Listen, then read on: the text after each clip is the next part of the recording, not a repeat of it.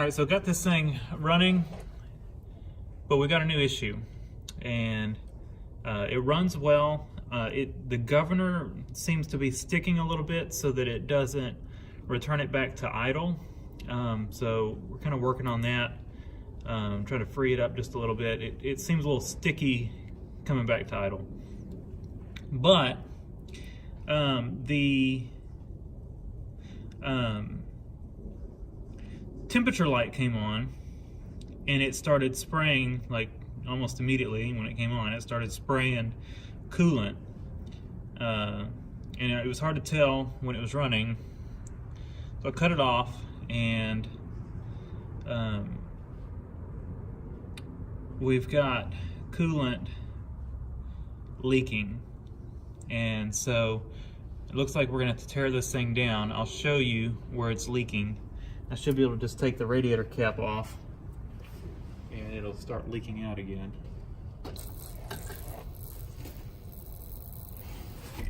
You can see right there, see it? That gasket is leaking.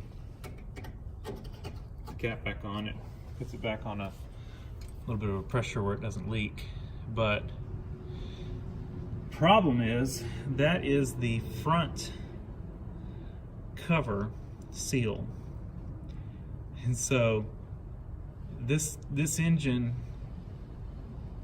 has to come apart quite a bit and to get to that. And I also, when that light came on, I think it did overheat, and that's probably, it got hot and it blew that out. It did not blow coolant out the cap, so it did not build up enough pressure in it to release the cap and blow pressure there. So it didn't get that hot, but it got, I guess this gasket was already compromised, and once it got kind of hot, it blew out. And it does have the correct pressure cap on it, and it is, there's a pressure cap and a non-pressure cap. The non-pressure cap goes on the radiator, and the pressure cap goes on there's a spot under the seat where it goes. They were in the right spot and all that kind of stuff. It had enough coolant in it, but I did notice the fan did not come on. So that's something we will have to look at, and that's probably why it overheated. But I have a feeling this gasket was probably leaking to begin with. It was a little bit low on coolant when I got it, and I topped it off, and I bet it was seeping out this gasket, and when it built up some pressure, it blew it out. And we're gonna need to address that and get it sealed up. And hopefully, I don't think it got hot enough to hurt anything. Like I said, the light just came on. So I don't think, we shouldn't have an issue with head gaskets or anything, but I guess if we do, we're not tearing down anything that would make it easier, I guess, to do a head gasket. So I did pull the plugs out of it, made sure there's no water in the cylinders or anything, and just to make it a little easier to turn over when I was, the other issue it's got is I don't think it's charging the battery. And so the battery was low and it didn't want to crank over the engine. And so I just pulled the plugs just to make sure that it wasn't hydro-locked or locked with fuel or anything like that, and it's not, and it cranks over okay now. So the battery definitely is low. So I put the charger on it, but I just wanted to make sure before I cranked it over, tried cranking it over and charging the battery and all that kind of stuff, trying to get it to crank. I wanted to pull the plugs and make sure that there was no liquid in the cylinders, and there was not. So it definitely was just a low battery.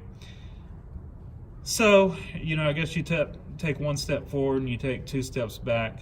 I did want to check the belt condition anyway, so I guess we'll get to do that. To get to this gasket, you got to take off the side, disassemble the belt-driven side of the engine, and take that whole cover off, and then you can get to those front cover bolts and take that front cover off. I just changed the oil in this thing, so we'll be changing the oil in it again. draining it and all that kind of stuff. I'm going to try to leave the exhaust on it. I don't know if I'll be able to, but I'm going to try to because all the bolts are rusty and I don't want to break anything off. We'll take a look at the water pump while we've got it apart, make sure it looks to be in good shape. If not, we'll replace the water pump. We'll also check the thermostat, all that kind of stuff. It's going to have to come off anyway, so we might as well check it. I'll see how much a water pump is. If it's cheap, we may put one on it anyway. May not. Well, I guess we'll just look and see what this one looks like. I guess if it's in good shape, there's no sense in replacing it. But yeah, so we're gonna tear into this thing, and it's definitely not something I wanted to do, but you know, I guess you got to do what you got to do, and we want to make this thing a good runner. Did the previous owner know it was leaking there? I don't know. Was it leaking there? I have a feeling it was, but it was probably seeping, and then it's worse now that because it was low, so I think it was going somewhere, but maybe it wasn't. I don't know, but definitely is leaking there now, and you can see there's not much of that gasket. I'm wondering if somebody had this thing apart before. If you look, you can see part of the gasket here, and you can see part of the gasket there, and it's, I don't know if it just ripped away in there, but it's definitely not in good shape there. I guess I could try making sure this bolt was tight and give that just a little bit of a torque, but I don't think that's gonna do it. I think we're past that point at this point. But I guess just for the heck of it, let me grab a 10mm. Just make sure that that's not loose. I can't get on it.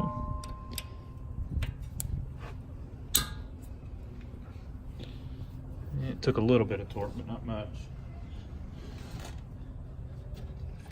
We know that's not going to fix it. What? No, I see it leaking. So let's, I'm going to set up a time lapse, I guess, and we'll start tearing this thing down. Or tearing into it. We'll go slow on it so that we can